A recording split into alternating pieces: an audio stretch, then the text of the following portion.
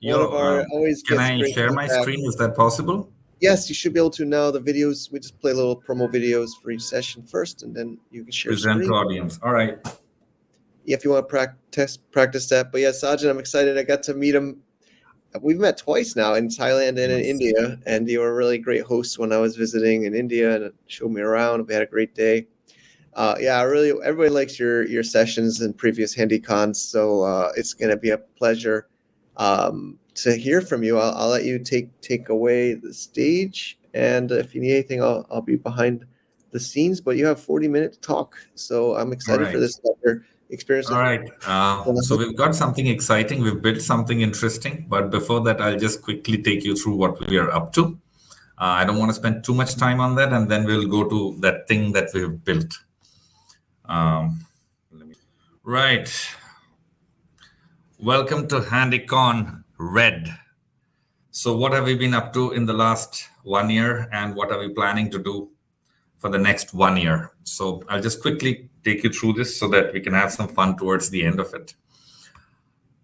So last year we started out with vernacular TLDs and stuff like that. But we quickly learned that two things we had not taken into consideration in terms of our market approach. One, people don't like to pay for stuff on the internet. So while, yes, in the decentralized space, a lot of us are very kicked about having our own identity and things like that, the larger world does not really understand the importance of it. And so they don't really see the difference between using a Google ID to sign in everywhere and why should I pay to actually have a separate name.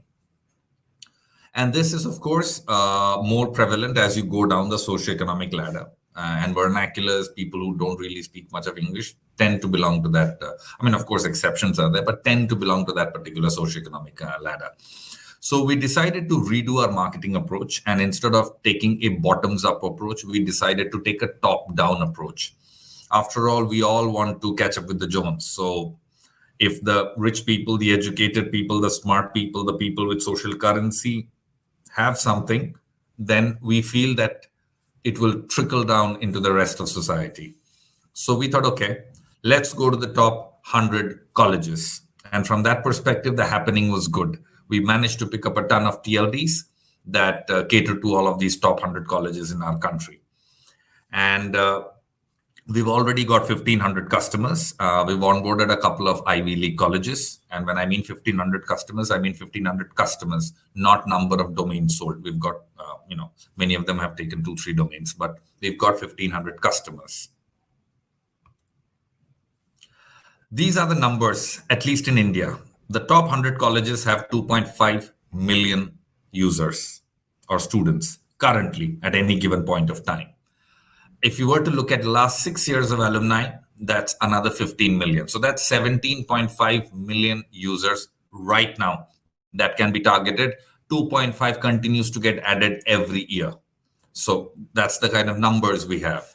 So we thought, okay, that's a good number of people to start with. And if these people can get onto different handshake-based ecosystems, I can't see the screen, so I'd rather I think I'll go like this. Okay, so that's 17.5 million people. So that's a decent number to start with. Now, it's not enough to have all of these people. We need to actually build something. I remember a few people in quite a few handshake groups and even on social media discussing that no point just selling SLDs. We need to give these people something to do with those SLDs. And that was also the feedback we got when we went to these colleges. While all of these kids, especially Ivy League kids, were quite keen on getting these names because they felt that it allows them to kind of signal their alma mater. All of them, almost without fail, said, what can I do with it? And at that point, I did not have an answer for them. And I said, things are being built and stuff like that. But I think outside the crypto Web3 ecosystem, the idea of investing money, no matter how small it is, even $10, and actually waiting for something to happen 6 months down the line does not gel well with them. They want to be able to do stuff right away. So we thought, okay, 17.5 college kids, what can we give them right away, immediately? So we started looking at business use cases. And I'm sure quite a few of you would be aware of Pareto's law, which basically says 20% of effort basically lines up for 80% of results. It's pretty much true for businesses also. The top 20 percentile of customers are responsible for 80% of revenues, no matter which business you look at. So we thought, what is the first business we could disrupt with Handshake? And the true value of Handshake, more than identity, is the ability to create communities. Never before has there been a technology that allows us to target a community very specifically, literally to the point where we can say not even one user as spam. So we thought, let's look at jobs, say monster.com. I mean, they've rebranded now, but monster.com. So 20%, the top 20 percentile of the talent is responsible for the maximum number of high profile jobs that are landed on the portal. What if we had a jobs portal where we say only people with these Ivy League handshake names can sign in? If you don't have the name, you don't get to sign in. How do you get the Ivy League handshake name? You need the email ID of that college. It's just like how Facebook started. If you didn't have a harvard.edu email ID, you didn't get onto Facebook. So similarly here, if you don't have those email IDs, you don't get a smart name. And if you don't have a smart name, you don't get to log into this site. So the moment a site like this happens, a Google or a Meta or anyone who's interested in hiring knows that even if I close my eyes and touch any random profile, it is going to belong to the top 2 percentile of that particular country's intellectual capital. Everybody is a top talent here, not even one fake profile. It immediately disrupts the entire hiring business because you've now created value by using Handshake, because Handshake can now target people very specifically. This is jobs. You sign in only with the smart names of your Ivy League colleges, top intellectual capital of India. We are doing this in India. It can be replicated in any other country. And this can apply to pretty much any business. These people would be the most dateable. They would be the most marriageable. They have the best jobs. So they are HNIs who have money to invest. They have the best cars. They will probably end up buying the best houses, and so on and so forth. So you could actually use Handshake to pretty much disrupt the entire business ecosystem by targeting the top percentile of people there. And of course, once they come on board, over time, you can work your way down the value chain and take it to the vernacular space, take it to other communities, and so on and so forth. So this is pretty much our business model. And we've been speaking to some investors, and we have some interest from them now that we've gotten a proper business path forward and not just something that is good for the human race kind of a talk. So now it's beginning to get traction of a very different kind in here.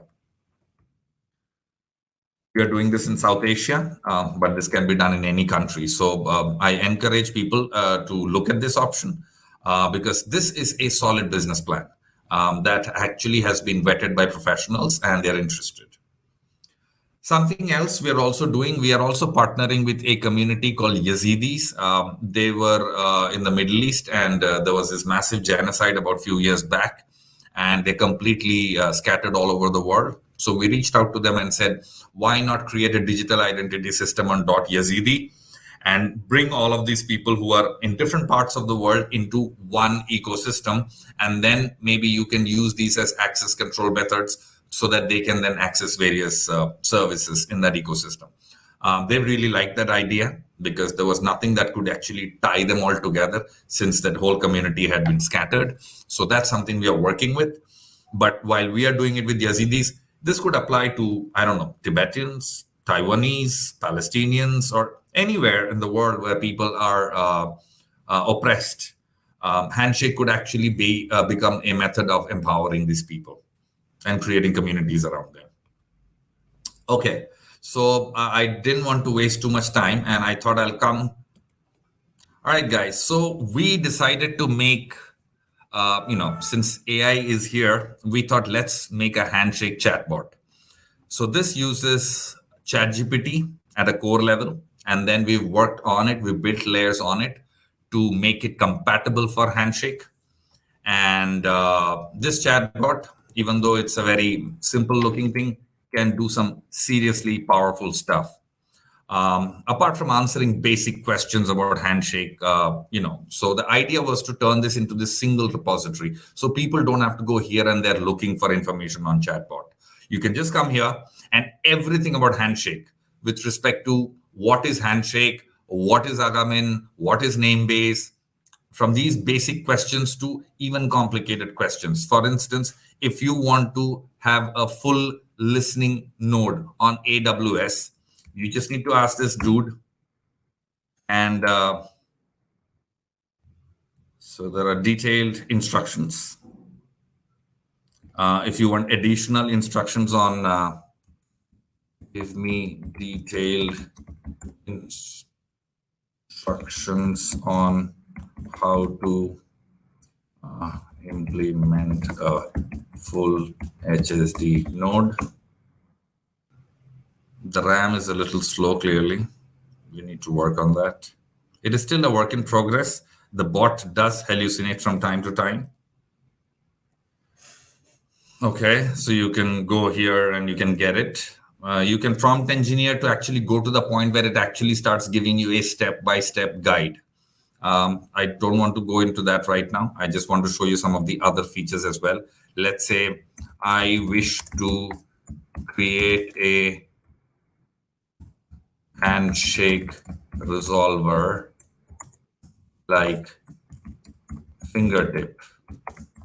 Give me the code with detailed instructions.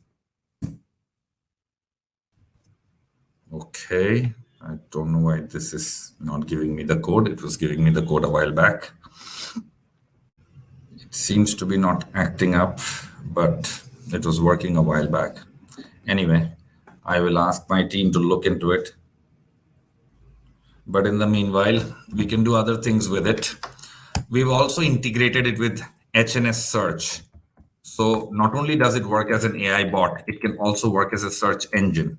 So say if you want to search what is Handshake, it will straight away search hnssearch.io through the bot. So it also works as a search engine. I seem to be facing a connection problem. Damn, what terrible timing. Anyway, the point is you can just put a /search and you can ask whatever you want, and it will go to hnssearch.io and it will fetch you those results. We will probably have it up and running in about an hour's time. I don't know why it's not working. It was working about half an hour back when I tested. Another interesting feature is we kind of open sourced it a bit. So if you wish to add information, so anyone from the Handshake community wishes to add additional information, you can add stuff like who is Quick is the rock star dev in Handshake. I seem to have lost connection with it. So anyway, doesn't matter. We'll just go with what we have. So basically you can add additional information by just putting an ad and then you add a source to it. You can search for something by doing a /search and then putting in the search query, or you can just straight away type text and ask it to give you information. And while I'm unable to unfortunately showcase it here, it will pretty much give you information on anything on Handshake. And anything to the point as in even unlike the earlier demoed versions, you can actually ask for it to give you the code. Like if you want to make your own version of fingertip, it will give you that code. If you say, I want to be taken to the HSD node, it will take you to that HSD node link on GitHub. Pretty much anything and everything in Handshake can just happen on this. So that's pretty much it. Okay, I think people... folks, I think the reason is why this is happening is I think a lot of you are probably trying to access it right now. We've just given it like 1 GB of RAM. It doesn't have much RAM. So I would request all of you to stop doing that so that I can give this demo. And once I'm done with the demo, I will increase the RAM and then you guys can have fun with it. But right now, my request, if you could just shut that window and not explore the bot right now. That will allow me to kind of do that. Yeah, I'll just wait 30 seconds for all of you to shut your windows. By the way, if someone can come up with a better name, I would be very happy. Right now, I have hnsbro.world. That was something I just quickly cooked up with the team. But frankly, the name looks like it suffers from erectile dysfunction. Something more funky, something a little more juicy, with a bit of back spunk that, then we will get that domain name and we'll change the bot to that. Right now, it's just HNS Bro. I'm assuming you guys have all closed it. So let me see if it loads. There are still folks on the bot, it seems. It's not happening. Anyway, doesn't matter. So I think all of you were able to take a good look at what that bot looks like. Let me share the people who have actually created it. We've got 4 new joinees to Agamin. And these are the folks. That's Rishi, Kriti, Saket, and Dakshita. You can find all of them online just by looking up their smart names, which is given above. So you can just Google those names and you should find all of them. That's also a use case that people find interesting. You can also find me with my smart name, which is Sargent.bh3. That's pretty much it. I'm sorry that I couldn't really take you through the bot because of the traffic, but we'll get it fixed.